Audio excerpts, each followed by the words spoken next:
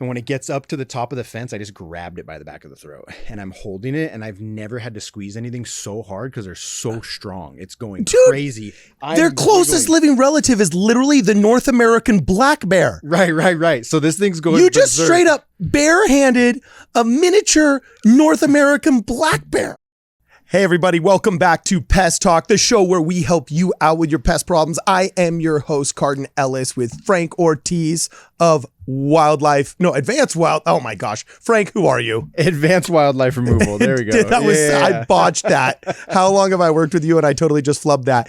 Anyway, we have got probably the craziest show I think I've ever recorded so far because we just took care of a theme park full of what do you call these wild chickens? And just like everything else, it all started out with a phone call. So here, let's roll tape. Hey, we're having this really weird problem. We've got like a lot of, I think they're chickens just kind of everywhere, dude. Like, I have no idea how to get rid of them. That's not my expertise. I just work here, but, we got to get these things out of here. They're actually kind of scaring the customers, our patrons. Things are bad, man. We need someone over here really soon. Things are getting out of hand. Yeah, if you could call me back, that would be just a blessing. All right. So Frank, you literally just took what a theme park with wild chickens attacking theme park patrons? Like, how do you handle that? What did you do? Yes.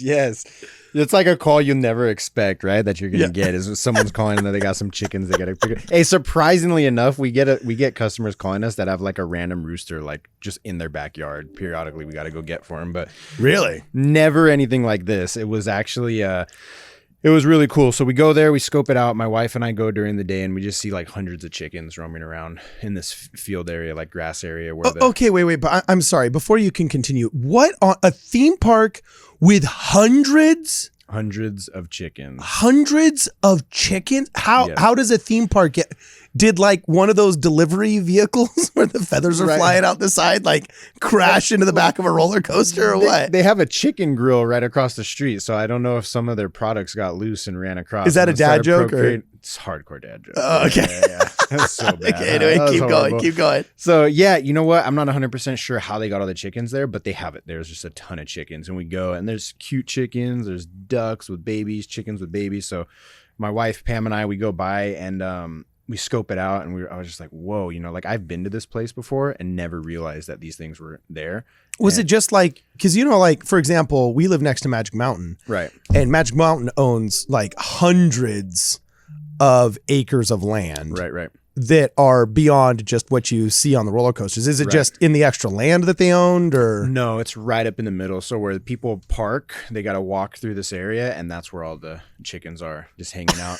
Procreating, dude. And not only that, but these chickens were like semi-mutated and like super intense chickens, fat, thick, like had some gross on their legs and stuff just from being there. I think. What was their food source? Is this like Ninja Turtles but Ninja Chickens? Ninja chickens, straight Ninja chickens. Yeah. I think, and people go by and feed them is what I think they're living off of. As people see them, they think they're cute and adorable. They feed them, and then their kids getting chased by a rooster 5 seconds. So maybe we're figuring maybe somebody just let a chicken go, or maybe that 5th grade raise a chick experiment. Right. They didn't have the heart to give him to Farmer William that was going to make an organic dish out of it. So they just let him go into the wild. And next thing you know, they're straight up procreating. And then all I had an old neighbor that used to have a phrase like the good for nothing do-gooders or the do no good do-gooders or whatever. Right. Start. It's like the people that feed the squirrels. They think they're feeding squirrels, but for every one squirrel that eats one peanut that you put out, there's like 50 rats that eat everything else afterwards. Right. So these chickens just start exploding in population. Okay, keep going. Way out of control in population. Yeah, they're literally everywhere. So, we go, obviously we can't go chase chickens during business hours because there's people everywhere. So we go middle of the night. 11 p.m. to like 1, 2 in the morning we go and we literally chase these chickens around with nets And until we had, dude, it was the wildest experience. We're chasing them around there. We had full access to wherever we needed to go. So it was great. We get to go in areas that no one gets to try to find these things. So we're chasing them. I mean, I'm scooping them off a fence post, like running full speed with a net and just swooping them off the fence and then throwing them in a cage afterwards. And it was really intense. So we go, we were like around 170 chickens is what we had. We're there. We're like, we got it. There's no more chickens at this park. Like we did it. So we go back the next day and there's still like 100 chickens out there. Get out. Yeah. So we go back again at night and we're like searching the property. We're like, where are these chickens? And all of a sudden, like my wife and I are just like walking and we hear this little like that. And we look straight up and like 30 feet in the air, there's like a tree, like full of chickens. They're just sitting up in this tree, all of them. So we're like, all right, we got the chickens, right? We found where the rest of them are at. Mission accomplished. What do we do now, right? Get out of town. Yes. So I ended up making You cut down the tree. I wish it was a big tree. That would have been cool though. Yeah, it would have been a lot easier than what we did. So that looks like literally something out of a Buster Keaton film. Yeah. There's probably 50 environmental laws that would have been broken in that process that you can't do anymore, but that actually would have been quite hilarious to catch on tape. Yes. Okay, so 100 chickens in a tree. 100 chickens in a tree. Yeah. So we started like trying to scare them out of the tree. We set up I made a repeating trap, just like you would see a repeating trap for a squirrel or something like that. But what's that mean? Well, I don't know. What's repeating trap? Large cage. It was 3 feet by 3 feet, cube 3 by 3 by 3, 3 feet wide length. And then the height of it was 3 feet. And then there's doors on them that just continuously open and close. So when something can open to push into it, they could get inside, but then once the door closes, they can't push it to get out. So they're just stuck. It's like pigeon traps. Same thing, but on a now is it size. Them pushing with their own body weight to get in? Pushing with their it's not like a battery powered like those No. like Trump Tower in New York City or something like that with the revolving door. Right. Yeah. Okay. So they'll push it with their beak. They'll follow the little trail of chicken feed into it, and they get caught. So that's what we did for the rest of them, and just periodically checked them on a daily basis till we had the rest of them out of there. My mind is utterly blown. Now, dude. Yes. And I have so many questions. So like, first off, here's a big frustrating thing on our end when we're dealing with pest species. Mm-hmm. Like, for example, you can't just coax rats out of somebody's attic by throwing rat feed out there. Right. They're neophobic. They're afraid of it. They don't want to touch it for a week until they get used to it, so on and so forth. Same thing goes for pigeons. They stare at the corn in that trap for like 3 days until they actually go down into it. Okay. Right. So how do you like pre-bait? Chickens run away from everything and they just like, and they're fast as all get out, dude. Like, I don't know how even with a net you caught a freaking chicken, dude, right? Let alone 100. My wife had some videos of me chasing chickens around a parking lot in the grass, and it was like something you see out of a cartoon or a movie with some kid chasing a chicken around trying to catch it in a shoebox or something. Well, and then also here's the other thing. They peck at you. Yeah. Dude, no, okay. You came away with scars, right? The roosters, the talons on the back of the rooster legs are like this. They're like really big and gnarly, and they're just coming off of that. Like, and if it wants, I mean, it's just like the cockfights, right? Yeah. They get it. It's intense. You don't really realize how intense it is until like you've got it in your hand and you can like feel it and hold it. It's so you just wild. Showed me with your finger about 3 inches, 4 inches long talon on these wild roosters. Murder weapon. Did you get shanked by a wild rooster? No. But I felt it a couple times because you got to hold them, grab them out of the net, put them in the trap. So I was able to feel it a little bit, but it was wild. They're intense. The roosters, the chickens run. The roosters kind of. Yeah, they fight you. My son was attacked by a rooster once. Yeah. Mm-hmm. We were driving down Placerita Canyon Boulevard, and all of a sudden, a bunch of cars stopped. Mm-hmm. And I was looking, and there was this giant, beautiful animal, full size. This thing had to be 4 or 5 years. I don't know how old chickens get because that's out of my wheelhouse, right? Right. But my mom kept chickens at that time in a small town called Castaic by Castaic Lake. She had a bunch of chicken roosts, and she had a routine. They'd come in at night to avoid the coyotes, and chickens are smart. That's the other thing. When it starts getting dark, no matter how far they have gone out looking for insects and bugs and food, they are all back indoors within an hour of that sun setting because they know the coyotes are coming. Yeah. So anyway, the chickens would come back And she had her whole routine, collecting the eggs in the morning. And apparently they have to stand and roost. I guess that's probably why all the chickens were in that tree. Right. Because they feel safest when they're, I think the term is roosting. Roosting. But the wild thing was this chicken that was crossing the boulevard, shall we say, was the most gorgeous, like perfect, typical, I think it was called a red Rhode Island rooster that had like the big green thing and the almost like the turkey gobble looking thing, right? Yeah. On its face. That was wild. But my son thought it was cool and it got out of its cage somehow. And it didn't like that my son, who was only like 4 years old at the time. Yeah. And was, I swear, as tall as this rooster. Okay. Whatever territorial protection mechanism ticked off this rooster came at my son like crazy and actually pecked him so hard in the face and swiped at him with his little talons. It broke skin.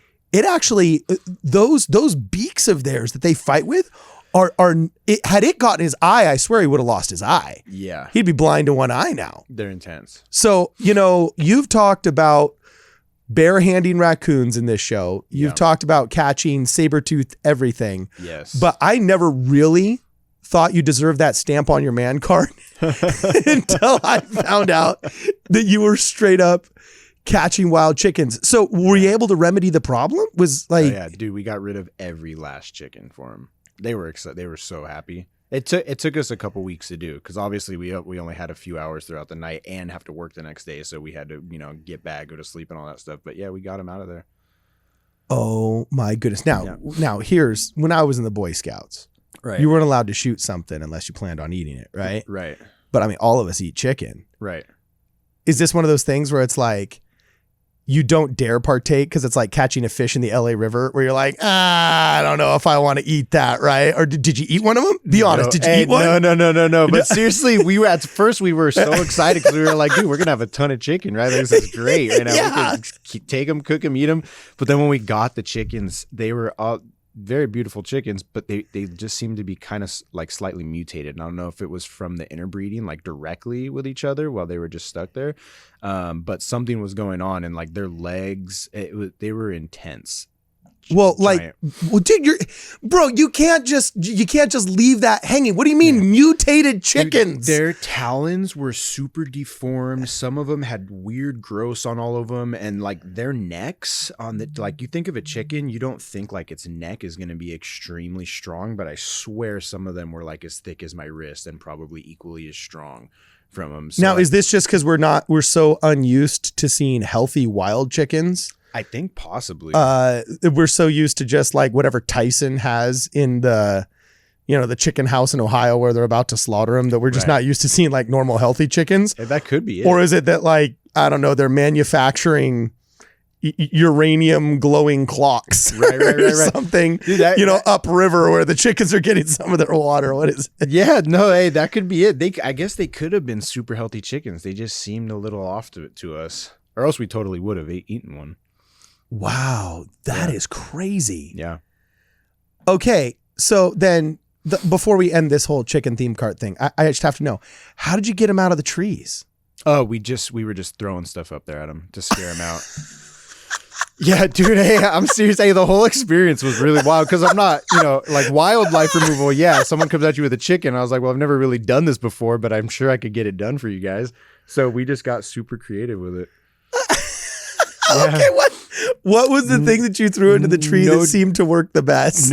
No joke. Whatever we could find, rocks, sticks. Pam threw a rock at one. This is great. And the chicken, they don't fly amazing, right? They could short little spurts of flight. So she got one and it got scared and flew out of the tree. And I chased it for like 100 yards with a net, running with a net, trying to catch it when it landed, and got it when it finally got it. Wait, so chickens can fly? Yeah. Yeah, they could fly. Is it just like they glide? Is it some kind of arrested flight? What is it? Yeah, it was sort of arrested flight when I was there. I'm not the chicken expert. I caught all these chickens. Dude, you have more expertise now. You have by hand caught. Yeah. hundreds of chickens. Yeah. But yeah, well, I could catch them for you guys. Absolutely. But as my knowledge as a chicken goes isn't the greatest. But yeah, dude, it would fly and it was just a declining flight. It wasn't able to go up when it was leaving. It was just declining to wherever it was trying to land to. And I just chased underneath it with the net until I got close to it. And then swore. Yeah, you know, we really have to have a revolution on the term flightless bird. Right. Because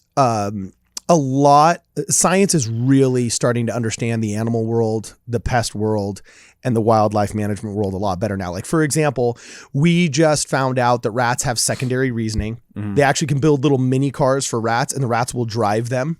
Great. Okay. Actually, directionally and everything. We used to think rats were stupid. Now we realize they're smart. Right. And at the same token, we have to readdress this term flightless bird because there is a Facebook group here in Santa Clarita.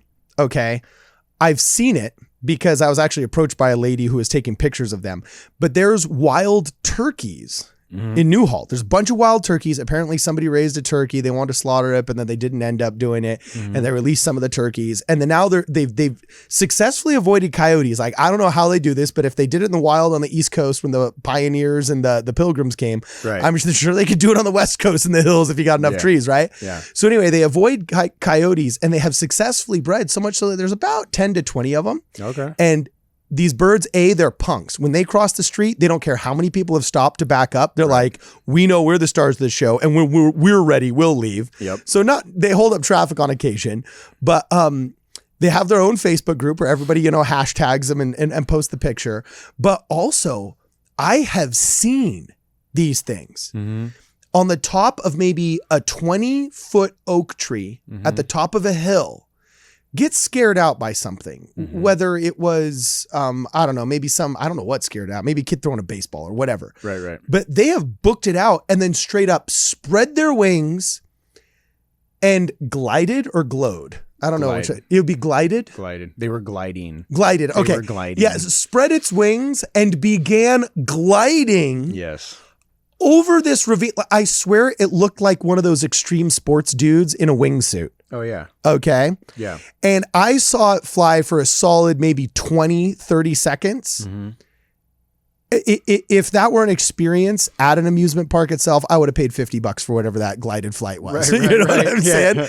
So this idea of a flightless bird, I am not buying. Right. Was that your similar experience? Was it was able to glide? You said it went 100 feet? 100 yards. Dude, 100 yards? I mean, I was running full speed after this thing and it was going. Yeah. I didn't even know chickens could fly like that. My dad, I told him about it. He was raised on a farm. His dad was a butcher and all this stuff. So he was like, "Oh yeah, they fly." And I was like, "The heck, why did I never know this?" So, but yeah, dude, it chased it far just trying to catch it.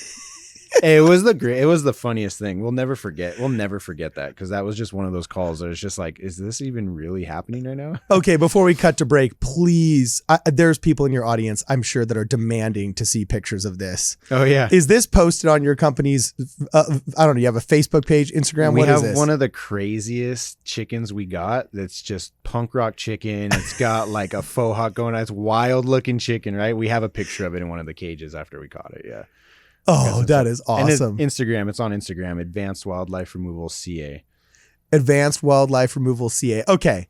Ladies and gentlemen, I could ask you 15 more questions, but we got to talk about coyotes on campus. We got to talk about you bare-handing a raccoon. Yes. There's brown widows all over Southern California right now, like crazy. Yep. And I'm getting calls from personal friends about that, actually. So unfortunately, we're going to have to take a brief capitalist commercial break here for a second. But when we come back, we're going to be talking some brown widows.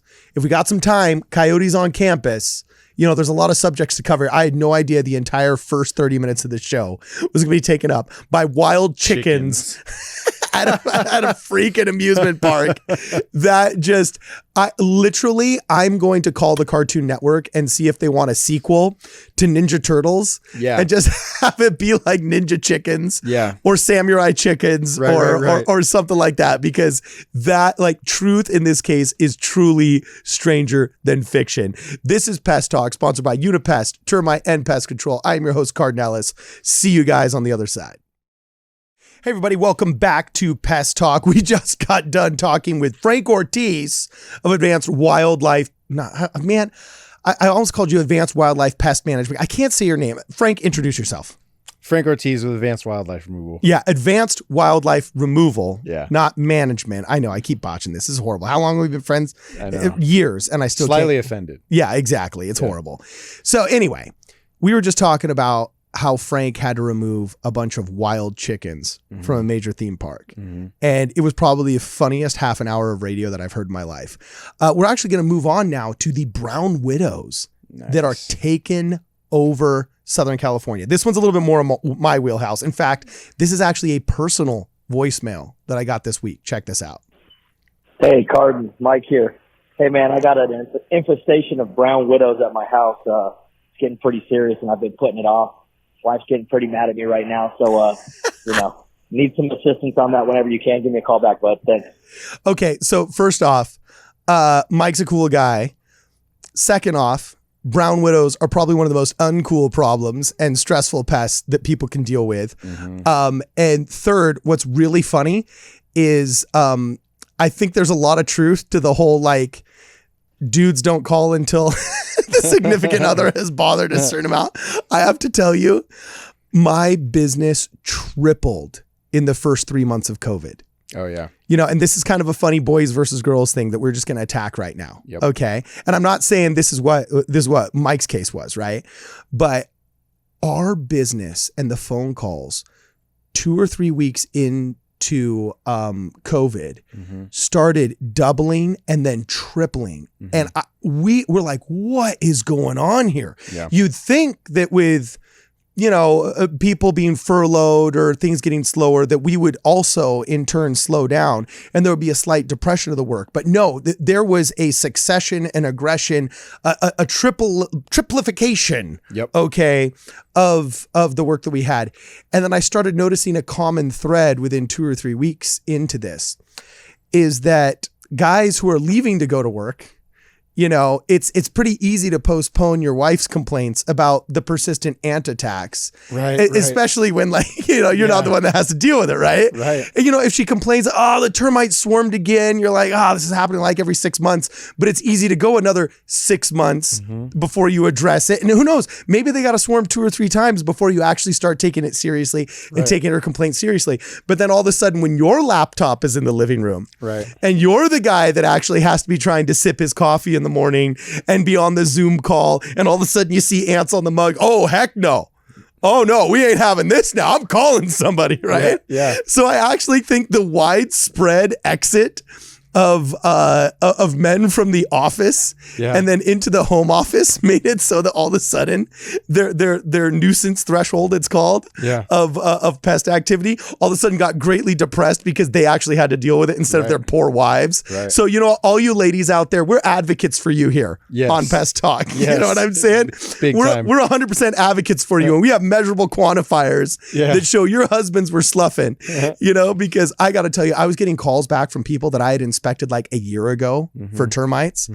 And they're just a lot of it was, I think they were just trying to be productive in those first 2 or 3 weeks of COVID, thinking, well, if I got to be home for 2 or 3 weeks, let's get it done. Yeah, let's get it done and let's catch up on stuff. So I give these guys credit. All right. But at the same token, I think there definitely was a bump in the activity based upon the fact that like, oh, dang it. Now we actually got to deal with it. Yeah. So I'm not saying that's what my buddy did right here. In fact, I know he's a super hardworking guy and awesome dad and treats his wife awesome as well. But he did call me later. I did call him back and I found out, you want to know what triggered this brown widow call? Brown widows in the mailboxes. Oh, okay. Yeah, mailbox, like oftentimes people don't start considering the level of infestation that they have, especially with black widows, until they actually go to the mailboxes. And I really haven't been able to figure it out as a pest control professional, what it is about mailboxes that make it so they can infest them so easily and prolifically. I'm sure some of it is just what's called the availability bias. Right. Everybody checks their mail often enough that if there's going to be a black widow or a brown widow in it, then they're obviously going to notice the one there and not the one behind their shed because they don't check their shed every day or every other day. whenever the mailman comes. So I'm sure some of it's just the availability bias. But at the same token, it's such an odd place to infest, and they're generally kind of that polished metal, not like the cracks and crevices that you get in stonework or cement work and so on and so forth. And then also you think with all of the activity, the coming and going of the paper and the third and first and second class mail coming in and out, getting shaken up and bothered by all that movement, that they wouldn't be too interested. And also the other thing that's weird is I know that black widows and brown widows have a very similar taxonomy and diet, and they eat about 8 to 9 crickets a week. So I've never seen a ton of crickets in my mailbox. So is the mailbox a common thing then? Yeah, I'm telling you, I get asked to spray mailboxes all the time. Now you're actually not allowed to. It's what's kind of funny is it's federal property. Okay, people don't realize it, but there's all these weird rules about mailboxes because the mail service is federal and all mailboxes have to be approved by the Postmaster General. You know, even if you you can build your own, like when you're out in the country, you see like there's all kinds of hokey mailboxes where, but the actual mailbox itself has to be an approved mailbox by a mail carrier. Okay. And there's not too many of them. That's why most mailboxes look the same. You see all kinds of different posts. Sometimes welders will show off their welding skills and make a cool chain that's curved in an S fashion or something. But the actual mailbox itself has to be approved, to my knowledge, by the postmaster. And I get this call a lot. So what we have to do is you're only allowed to de-web. All right. You can't just start blasting federal property with pesticides. But you want to eliminate the food source. And usually at the base of that, you will notice that there will be all kinds of cracks and crevices that earwigs, silverfish, and other crawling insects can get into. And the reason why some people think like, oh, well, is de-webbing enough? It's actually wildly successful because here's what's crazy. And the scientists have really figured out about black widows and cellar spiders, daddy long legs, as they call them, and almost all spiders, except for like possibly the crawling ones like tarantulas, share this. They have a really good muscle memory. Okay. And if they set up a web in site A and you destroy that web, they recognize that they now have to relocate to site B. Okay. And if you relocate to site B, you're also going to memorize that area. And if that gets disturbed, you're not going to go back to site A. You're going to want to go to site C. So spiders, though they have like the brain the size of probably the head of a ballpoint pen. Okay. They do have a muscle memory that prohibits them from going back to where their home, AKA their webbing material, was previously destroyed or dislocated. So de-webbing, which is that big giant orange puffy thing that you always see on pest control trucks as they're driving down the freeway. It's a service that pest control people provide that is not just kind of a convenience to get rid of the webs on your house and keep you from having to spend 3 hours every Saturday morning pressure washing the side of your house. Which, by the way, don't do. DIY people out there, spider webs are actually not water soluble. You know what I'm saying? So you're better off just dusting them off dry than trying to waste 500 gallons on the side of your house just to get rid of some spider webs. But anyway, de-webbing, besides being an aesthetic benefit to the customer and a convenience, it actually provides a very important form of pest control called mechanical pest control, the simple and most basic form of pest control, just getting rid of it. So I called our caller-innerer. What do you call somebody that calls into a radio show? I just realized I've been doing radio for a decade and I don't realize how you call a caller-innerer. Caller. Yeah, our caller. Yeah, you're right. That was so basic. I'm embarrassed. I'm totally embarrassed that I actually just said that on air. But anyway, so yeah, I called our caller and found out that he indeed did have brown widows. We were all freaked out about brown widows about a decade ago. And, you know, there was all the local news outlets and all of the different places that were writing different articles on it and so on and so forth, making us think that just like your chickens that had been caught in the theme park had mutated into something crazy like Teenage Mutant Ninja Turtles, but Teenage Mutant Ninja Chickens. Right. Everybody was afraid that all these brown widows were Teenage Mutant Ninja Brown Widows. Right. But the truth is they are actually very similar to black widows. You can tell the difference between the two because have you ever seen in a spider web those balls that have like spikes on them? They look like cotton balls with spikes on them. Right. That's a brown widow. Okay. And the black widows have smooth egg sacs. Yep. So it's usually via their egg sacs that you can identify them. And you can tell a brown widow web from any other kind of spider web pretty simply. You know what the rubric is? It's first off, they're not always, but usually they're down low. They're what's called a bottom dwelling spider. In fact, some top dwelling spiders will come down to eat the black widows. Black widows aren't always on the top of the food chain. Okay. And ironically, if you have chickens, they love eating black widows. Okay. I've seen chickens ice black widows. Stalk the chickens at the house. Dude, get it going. I was going to say, if you got an insect problem, just put one chicken in the front yard, one chicken in the backyard, and you ain't ever going to have fresh eggs, no insects. Yeah, fresh eggs, no insects. I'm telling you, chickens just can ice any amount of crawling insects in an instant. It's actually really impressive. So anyway, you can tell that they're black widow webs because they shine. Okay. In fact, this is the crazy thing. Here in California, Northern California, during World War II, I can't remember the name of the city, but when I was the area sales manager for Orkin Pest Control back in the day, I was in charge of this very small town that dated back to the 20s or the late 19th century. It was one of the oil boom towns that Upton Sinclair wrote about in Oil. Okay. But they had figured out in the 20s and the 30s that the shininess of black widow webs was extremely useful, and they'd begin to farm and manufacture them. Okay. And they used them first in sniper scopes. As they first started developing sniper scopes post World War I and going into World War II, they tried to use black widow webs as the shiny crosshairs in the sniper scopes. Okay. Right. But then when that didn't work, they started farming the black widows.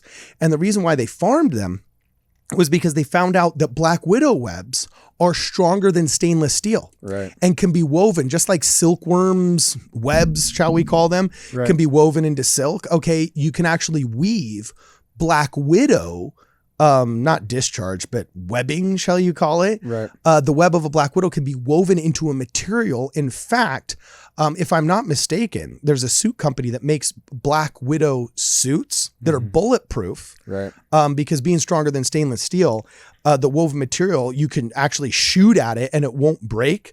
Barack Obama was sworn in a suit that was a bulletproof suit. There's a lot of celebrities when they travel abroad in places where they've had death threats, where they'll wear clothing, that is actually sewn out of this black widow material that apparently can't get punctured by a bullet. Now, break your ribs, obviously, if you get shot by a 308. You're gonna get hurt. Right. It'll knock you over, right? But, at least it's not going to end your life. I'd rather take some bruised ribs and a hard knock on the floor than obviously, a round to the chest. But they've actually found out that the material is stronger than stainless steel. Now, it ended up not being viable to make uniforms for soldiers that were bulletproof in comparison to like the advancements that they had in Kevlar. So you know what they did with all the black widows once they figured out that it wasn't going to work and the military didn't give them the contract anymore? Straight up let them go. They let them go, and they thought that black widows, they'll just get eaten by the local wildlife. No, dude, they succeeded so badly. Now the town's still to this day, it just has tons of black widows everywhere. Really? Oh yeah. And they spread to local towns around because what happens is, if I'm not mistaken, they're ballooning. Yeah. They're ballooning, insects, which, the end of the movie Charlotte's Web, when all of the, I love that movie. It's been a while, but it was a good flick. Yeah. Anyway, at the end of Charlotte's Web, when the spider's like, "Goodbye, Charlotte," and release a little bit of web, and then the wind takes them off. Right. They have taken air samples with weather balloons in the stratosphere, in the straight up stratosphere, and come down with black widow babies. We've got black widows in the stratosphere of our planet. They're on every single continent in the world except for Antarctica and like the North Pole. Right. But they're literally everywhere. From Michigan to Mexico to Florida to Europe, there are black widows, point blank. So anyway, the brown widows, they're crazy cousins that have all of a sudden really gained in popularity and numbers and are actually slowly replacing the black widows. Are getting huge in Southern California. Had any at your house, man? Yeah. We've had some at the houses. Yeah. Did you bring back some of those chickens to take care of them? Yeah, no, we let them go in the yard and have at it. Yeah. So the way to take care of it, my friend Mike and anybody else out there that's dealing with this, is actually, honestly, you can spray for them. It's not really hard to kill most of these spiders. Arachnids are actually a quite easy animal to control. Most of your general pest control, be it eco-friendly or organic pesticides, will kill them on contact. That's not the hard part. But you want to eliminate their food source, because at the end of the day, they do, like I said before, eat 8 to 9 crickets a week, which is a pretty formidable food source. Yeah. You know what I'm saying? It's a lot of protein, and they'll actually eat each other when they hatch. Part of the reason why they're so successful is because 50% of the population eats the other 50% of the population, so only the strongest survive into adulthood. And I've seen it before. If you actually catch 2 black widows and stick them inside of the same peanut butter jar, the next day there's only going to be one. Right. And the other one's going to look a little bit fatter than he was the other day. Right. So anyway, yeah, if you have any problems with brown widows, just call. You can try it yourself, with some organic pesticides if you want. You just have to make sure you do a thorough crack and crevice treatment to make sure you get rid of any of the adults, and then repeat doing that about once a week or whatever the label states for at least 2 or 3 weeks. And you'll notice you'll give you some breathing room. But then also you might want to consider getting rid of their food source by spreading that pest control program to include the rest of your property, especially in cracks and crevices of cement, near the openings on the foundations of houses, or else anywhere where there's any kind of landscaping stonework that these things could hide in, or the crickets could hide in. If you want to eliminate the black widow population, make sure you also eliminate their food source, which in Southern California is generally crickets and earwigs and silverfish and a lot of those crawling bugs.